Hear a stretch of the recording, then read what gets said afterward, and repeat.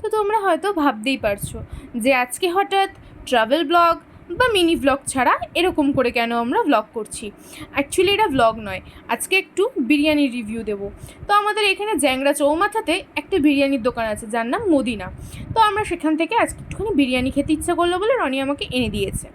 তো তোমাদেরকে আমি দেখাই কোয়ান্টিটি। ফার্স্টেই দেখো অনেকটা কোয়ান্টিটি মানে ছিল বিরিয়ানিটা, ভালোই কোয়ান্টিটি দিয়েছে, 100 টাকার মধ্যে ভালোই।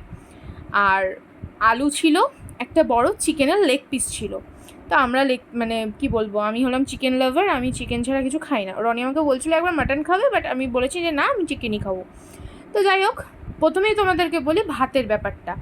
যে রাইসটা ছিল প্রচণ্ড ঝুরঝুরে, আর কোনো মানে বাজে যে একটা বিরিয়ানির অনেক দোকানে হয় না একটা উগ্র গন্ধ, সেই গন্ধটা ছিল না।